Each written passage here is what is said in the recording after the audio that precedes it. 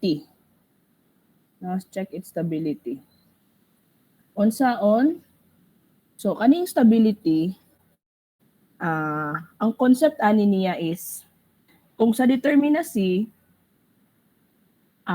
makaya sa reactions atong forces applied.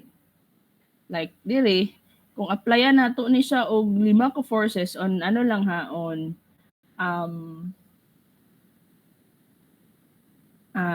layman's term lang yun nga pagkuan, explain. Kung 5 ka force, applyan nato pod og 5 ka reaction. As you can see, kaya gid kayo sa atong structure ang forces applied. This is determinate. Now, we use the term determinate. Now, if 5 pod ka force, nag-applyan nato og 6 ka reaction, kaya gyapon sa atong structure, di ba? Kay sobra man og reaction. But we are referring this as indeterminate. No? Kaya sa structure, pero indeterminate atong term. Meaning, mas daghan si reaction kaysa sa atong forces. No? Ang stability naman is based on the reactions nga imong, based on the support nga imong gipili.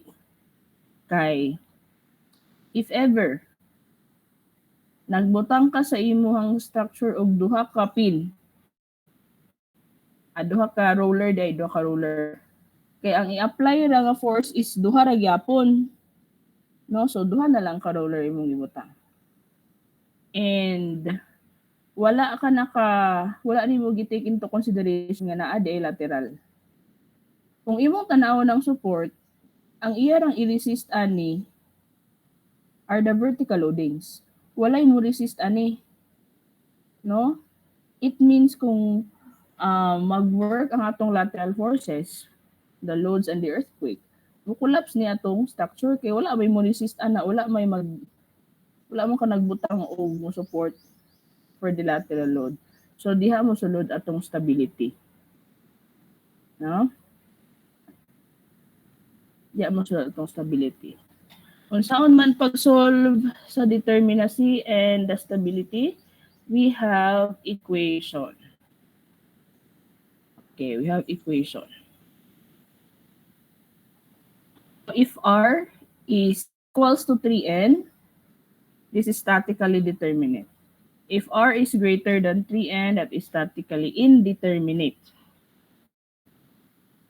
So if R now is less than 3n, that means unstable. Kung ato layo gyapong tagaan og diagram, ana na siya, no? Kung 5 applied, 5 that is determinate. Kung 5, then naatay unong reaction, what is also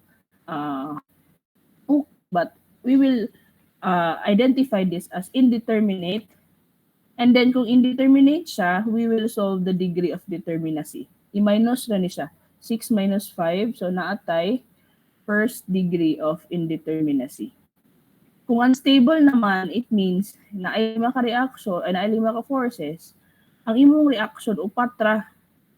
So, dili pa lang nga diagram, you can say nga unstable ang atong structure. That not be solved. Naibutang lang diha.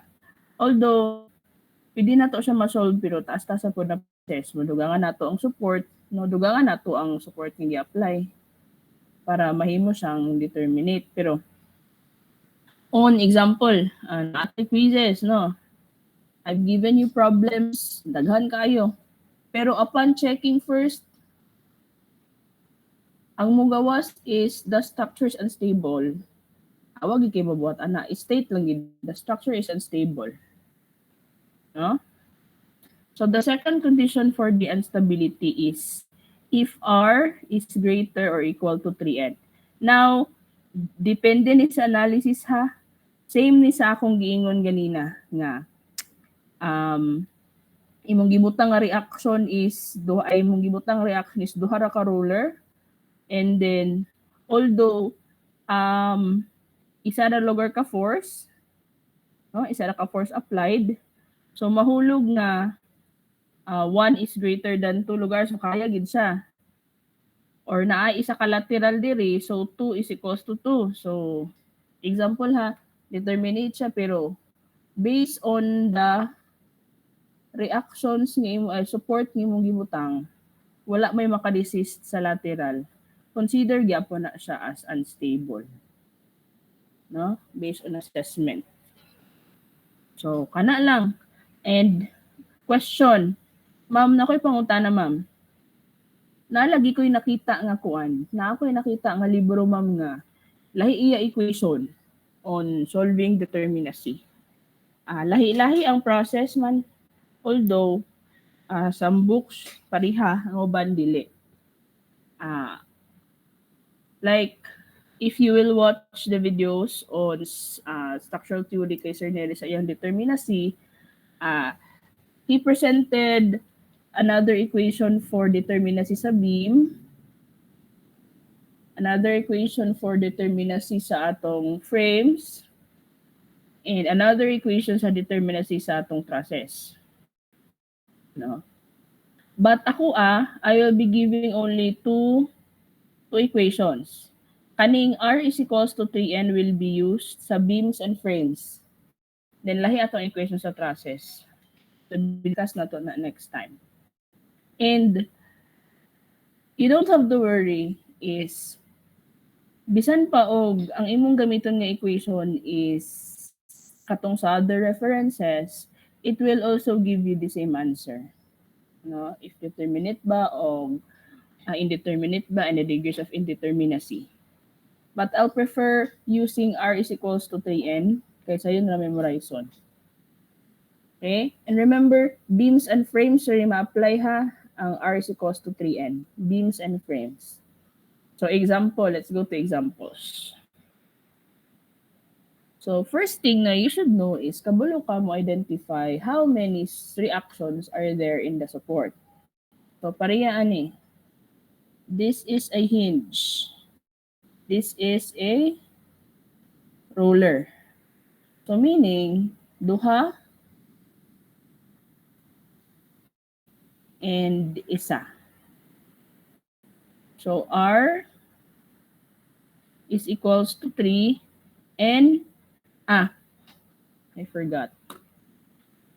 Ang atong equation is R is equals to 3N.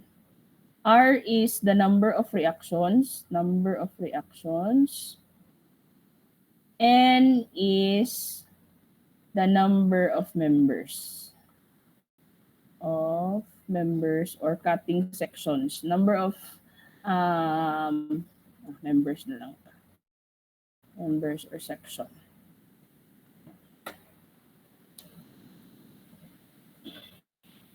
So kani, to identify the number of members, kung na-separate gani siya og internal hinges or internal pins, meaning naa siya separation on the namely support dire. So our N now here is 2. No? Basta kay na-separate siya og kuan. Internal supports. So kani wala man siya na separate, so N is 1. So we will use the equation R is equals to 3N. So 3 times 1, so equal. Meaning, our structure is statically determinate. Kung statically determinate gani, we can immediately solve for its deflection. We can immediately solve for its reaction without adding another equation. Masayon isolve si statically determinate today. Statically determinate. Masayon isolve ang atong structure if it is statically determinate. Diba? Tungod kay equal sila. R is equals to 3N. So example number 2, isa ka fix, duha ka roller. So R is tulo, isa-isa, 5. N is also 1. So R, 3N. R is 5. 3 times 1. 5 is greater than 3. It means our structure is statically indeterminate. Statically indeterminate. Indeterminate. indeterminate. Unya, mosolve gid ta always sa degree of indeterminacy. So 5 minus 3, so 2, so statically indeterminate to the second degree. So, nga na atong pag-identify. Now, masolve ni, also, masolve ni. Dili magkuan nga, hala, indeterminate ang structure, dili masolve. Na, masolve siya. Kay, wa may kaso, kaya man sa atong reactions. Diba? Ang ano lang is, lahi ang process on solving. Mas complicated, isolve si indeterminate. Munang, sa atong syllabus, we are on the midterm part, we will only focus on solving structures which are statically determinate. Ang finals, we will be solving we will have the analysis of structures which are statically indeterminate. Munang first step pa lang, you should know if statically determinate ba or statically indeterminate. No, any questions? No, magets naman, no, simple pa rin yung topic. Example number 3, this is a roller. Pero they are acting man, yung plaster is naka-vertical, so mo resist siya og movement. No? So mabutang ta og reaction diri nga isa and moment isa, so duha. Now naatay internal hinge, naatay pin. So this is ang reaction ani is duha. Ang dumdumon lang class K, depende man sa equation. Ang atong equation nga gamiton nga R is equals to 3N. Apilon og ihap sa reaction ang mga internal reactions. Apilon og ihap. Some equations dili naman gina-apil. Katong equation. Pero R is equals to 3N, include og count ang internal reactions. Okay? So the diagram will be like this. No? Will be like this, itong FBD. Nganong gibalhin man, kay nga naman atong forces, labay-labay man eh. This is counted as one class. Di pwede nga pag-ihap nimo sa reaction, upat na kabuok. Duha ra gyapon na siya. Pero we are, equations of equilibrium. Kailangan nato ni i-balance. So, i-counter niya, ilabay nimo papitas. No? Ana, so i-resist nimo na. I-resist po nimo na diha. No, para balance sila. But this is considered as two reactions. Kay isa na may hinge. Isa na may internal hinge. Duha na may reaction diha. No, ilabay-labay lang limang forces. And hinge po ni, so duha. So R is 2, 4, 6. N is now 2. Kaya separated man siya in, separated siya by internal hinge. So R, 3, N, 6, 3 times 2. So statically determinate. The structure is statically determinate. Okay. Now, ayaw mo og hatag og shortcut ha, i-state gid siya. Therefore, the structure is statically determinate. Dili ako mag-shortcut sa atong solving kay. Tas kayo. Na example number 4. Same process na gyud, same equation. Kabalo lang kamo ihap og reaction, kabalo lang kamo ihap og member, why kaso cancer ka. Simple lang ni. Duha ka fix, duha ka internal hinge. R is 3, 6 plus 4, 10. N is 3. So R is equals to 3N. 10 is 3 times 3. So 10 is greater than 9. 10 is greater than 9. So statically indeterminate to the first degree. Now again, ayaw i-shortcut ta, ayaw ni awati. state gid siya. Statically indeterminate to the first degree. 3, 6, 10. Tama lagi. So pin-connected structures, same analysis. No? So, ihapon lang nimo ang reaction and then internal hinges or naay pin. So, R is 3, 7, N is 2. So, 7, 3 times 2, so 6, statically indeterminate to the first degree. So, kaning number 6, no? Bahala pag daghan kay nagpin diha, i-consider gid nag-ihap. Kay masayop man ka, di man sayop man imong pag-checking for the determinacy. So kani hinge, kani pin, ay kani fix, so 2, 4, 6, 9. R is 9, N is 3. So 9, 3 times 3, so equal. This is statically determinate. Sunod. Same ra gyapon, mag-gets ra yun siya. Fix duha, isa ka hinge, dayon isa ka internal, isa ka pin. So R is 3, 6, 10. N is 1, 2. Duha ra man siya kabahinan.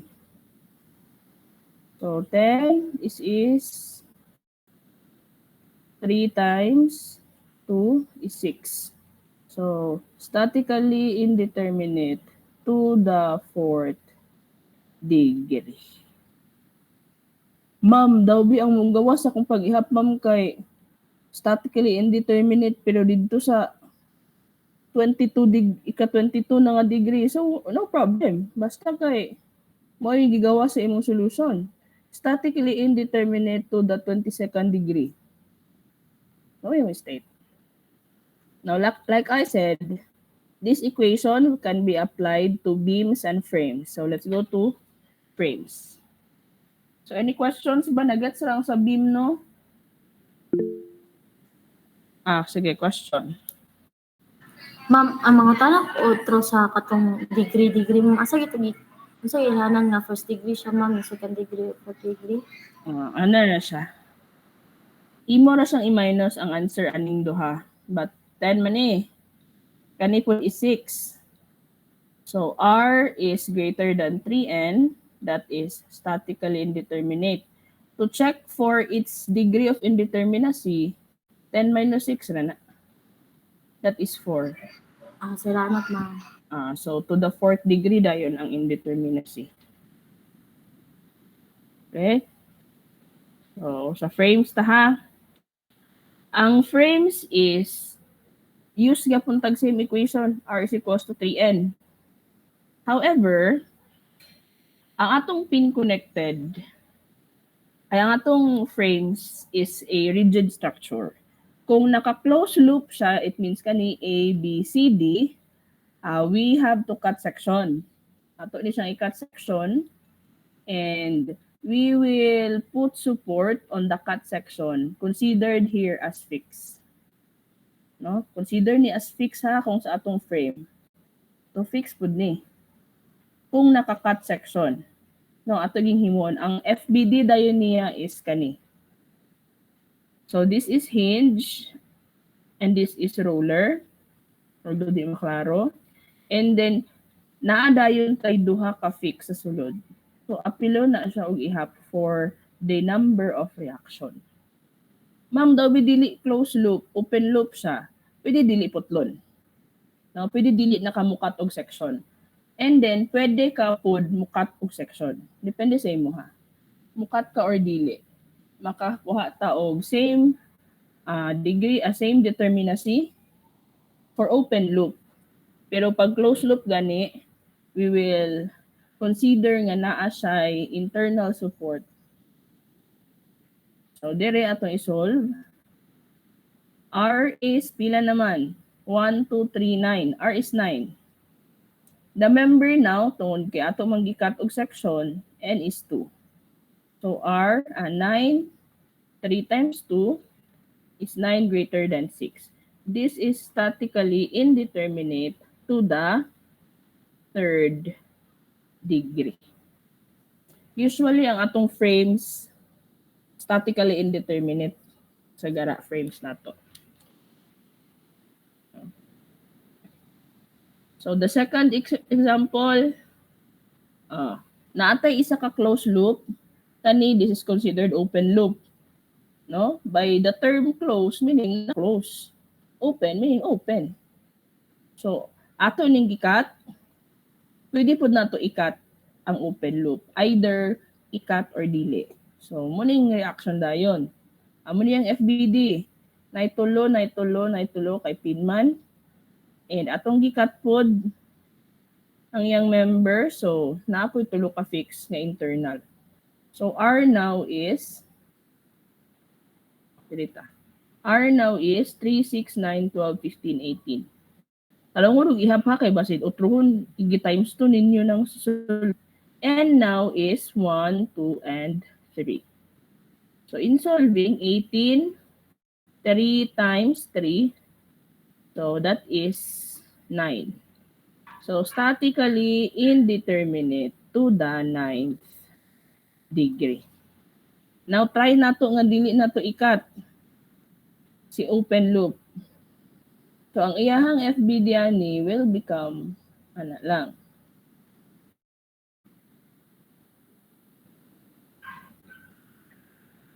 So, lang siya. Di natin mga support dire. So, wala na ni. Di na ta mabutang og support dire. Kaya wala man ta nag-cut. So, dire ra. Dire ra pod. So, counting the reaction, this is 3, 6, 9, 12, 15. R is now only 15. N is only 2. Kaya wala naman na ito gikat si closed loop, ay si open loop. So, on solving, 15, 3 times 2, that is 15 greater than 6. That is statically indeterminate to the 9th degree. So, same wrong answer. The degree of determinacy is the same. Either you cut the open loop or not. Ang open loop lang. Pero kung closed loop, So, example number 10, no closed loop. So, pwede gid siya dili putlon. Ay na putla. Ayaw na og cut og section. You can consider that as one member.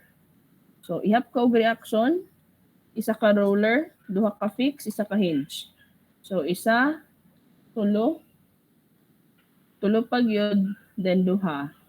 R is 9. N is 1. So, R nga N. R nga 9, 3 times 1. So, 9 is greater than 3.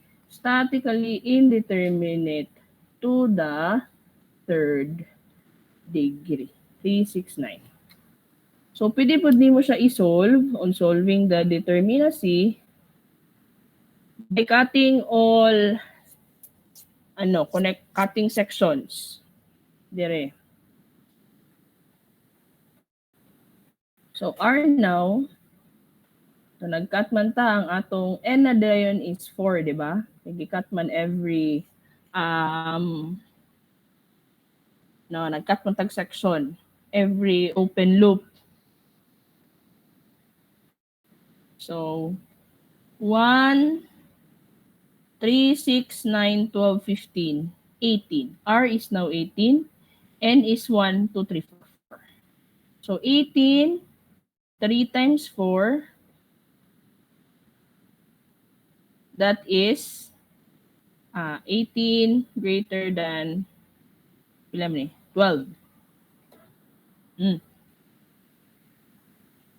This is statically indeterminate to the 6th degree. This na parehas. 6 degree day ni. Kay 3 raman. 3 raman di. So 9 is greater than 3. So 9 minus 3 is 6. So statically indeterminate to the 6th degree. So they are the same. No? either you open or either you cut section or not on open loops for frames. So that's it for today. That's it for today. Any question? Ingan nila ang RC class. Nothing to worry. Ay, RC, ingan nila ang structural theory class. Pag sure man ba? Ingan ni, sayon pa lang ni. So, once mo quiz na, maniguro nga, ma-perfect. Kay, mura ni sayon.